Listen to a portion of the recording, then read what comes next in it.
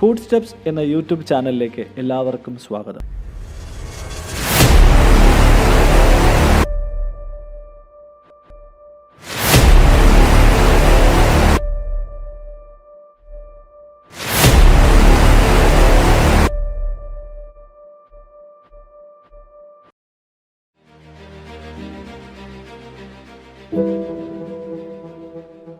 UFOകൾ അഥവാ പറക്കും തളികകൾ മനുഷ്യൻ നാളിതുവരെ വളരെ കൗതുകപൂർവ്വം കണ്ടിരുന്ന ഒരു വിഷയമാണ്.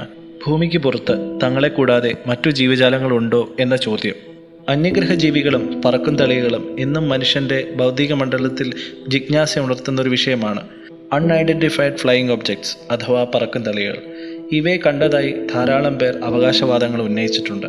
ചിലതെല്ലാം ഭാവനയിൽ വിരിഞ്ഞ കഥകളും മറ്റു ചിലത് യാഥാർത്ഥ്യമെന്ന് പരക്കെ വിശ്വസിക്കപ്പെടുകയും ചെയ്തു.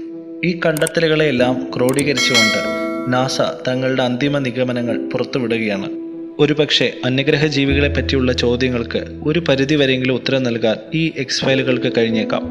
ഇത്തരം പറക്കുന്ന വസ്തുക്കളെക്കുറിച്ചുള്ള ചിന്തകൾ മനുഷ്യന്റെ മനസ്സിൽ ആഴത്തിൽ വേരുറപ്പിച്ചിട്ടുള്ളവയാണ്. തങ്ങൾ ഏതോ അദൃശ്യ ശക്തിയുടെ നിരീക്ഷണത്തിലാണെന്നും ഏത് നിമിഷവും ആക്രമിക്കപ്പെട്ടേക്കാമെന്ന വ്യാകുലതയും അവനെ പിന്തുടരുന്നു.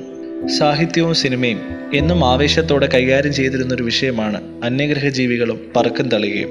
1897 ബ്രിട്ടീഷ് സാഹിത്യകാരനായ H.G. വെൽസ് എഴുതിയ വാർ ഓഫ് ദ വേൾഡ് എന്ന നോവൽ ഉദാഹരണമായിട്ടെടുക്കാം.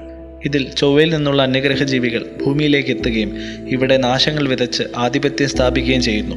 തുടർന്ന് മനുഷ്യന്റെ പ്രത്യാക്രമണവും അതിജീവനവുമാണ് ഇതേ നോവലിന്റെ കഥാപശ്ചാത്തലം. ഇതേ നോവൽ നാടകമായി റേഡിയോയിൽ പ്രക്ഷേപണം ചെയ്തപ്പോൾ അന്യഗ്രഹ ജീവികൾ തങ്ങളെ ആക്രമിക്കാൻ വരുന്നു എന്ന ധാരണയിൽ പരിഭ്രാന്തരായ ജനങ്ങൾ നഗരത്തിൽ നിന്ന് പ്രാണനും കൊണ്ട് ഓടി ഒളിച്ചത് ചരിത്രം. പുരാതന കാലം മുതലേ തന്നെ ഇത്തരം വസ്തുക്കളുടെ സാന്നിധ്യം രേഖപ്പെടുത്തപ്പെട്ടിരുന്നു. 1947 കെന്നത്ത് ആർണോഡ് എന്ന അമേരിക്കൻ പൈലറ്റ് തന്റെ ചെറു വിമാനത്തിൽ വാഷിംഗ്ടണിന് മുകളിലൂടെ പറന്നു പോകുമ്പോൾ 9 തിളങ്ങുന്ന നീലവസ്തുക്കൾ ആകാശത്ത് കണ്ടതായി അവകാശമുന്നയിച്ചു.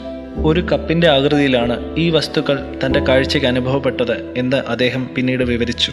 ഈ സംഭവത്തിന് ശേഷമാണ് ഇത്തരം വസ്തുക്കളെ ഫ്ലൈയിങ് സോസർ അഥവാ പറക്കും തളിക എന്ന് വിളിക്കാൻ തുടങ്ങിയത്. ഇത്തരത്തിൽ വളരെ പ്രധാനമായ മറ്റൊരു അനുഭവമാണ് 1947 തന്നെ വില്യം മാക് ബ്രേസൽ എന്ന വ്യക്തി തന്റെ പുരയിടത്തിൽ നിന്ന് അജ്ഞാതമായ ചില വസ്തുക്കൾ കണ്ടെത്തിയത്. ബ്രേസൽ തന്റെ കണ്ടെത്തൽ പുറത്തുവിട്ടപ്പോൾ അടുത്തുള്ള ക്യാമ്പിൽ നിന്നുള്ള പട്ടാളക്കാർ അവിടെ എത്തി പരിശോധിച്ചു. അത് പറക്കും തളികളുടെ അവശിഷ്ടമാണെന്ന് പത്രമാധ്യമങ്ങളിൽ വന്നപ്പോൾ മറിച്ച് കാലാവസ്ഥാ നിരീക്ഷണത്തിന് ഉപയോഗിച്ചിരുന്ന ബലൂണുകളാണെന്ന് അധികൃതർ പറഞ്ഞ് അവസാനിപ്പിച്ചു. ഇത്തരത്തിലുള്ള മറ്റൊരു അനുഭവമാണ് 3 ശാസ്ത്രജ്ഞർ ലോകത്തോട് പറഞ്ഞത്. 1951 ഓഗസ്റ്റ് 25 3 ശാസ്ത്രജ്ഞർ തങ്ങളുടെ സായാഹ്ന സവാരി ആസ്വദിച്ചുകൊണ്ടിരിക്കുമ്പോൾ ആകാശത്ത് അർദ്ധവൃത്താകൃതിയിൽ ചില വസ്തുക്കൾ നിരീക്ഷിക്കുകയുണ്ടായി. തലയ്ക്ക് മുകളിലൂടെ വളരെ വേഗത്തിൽ പാഞ്ഞുപോയ ഈ വസ്തുക്കളെക്കുറിച്ചുള്ള ധാരാളം റിപ്പോർട്ടുകൾ നഗരത്തിന്റെ പല ഭാഗങ്ങളിൽ നിന്ന് വരും ദിവസങ്ങളിൽ പുറത്തു വരാൻ തുടങ്ങി. ടെക്സാസിലുള്ള കാൾ ഹാർട്ട് ജൂനിയർ എന്ന വ്യക്തി തന്റെ ക്യാമറയിൽ ഇതിന്റെ ചിത്രങ്ങൾ പകർത്തി. അവ പത്രങ്ങളിലൂടെയും ലൈഫ് മാഗസീനിലൂടെയും പുറത്തു വരികയുണ്ടായി. ഇവയ്ക്ക് ലൂബോക്ക് ലൈറ്റ് പ്രതിഭാസം എന്നാണ് അക്കാലത്ത് പേര് നൽകപ്പെട്ടത്.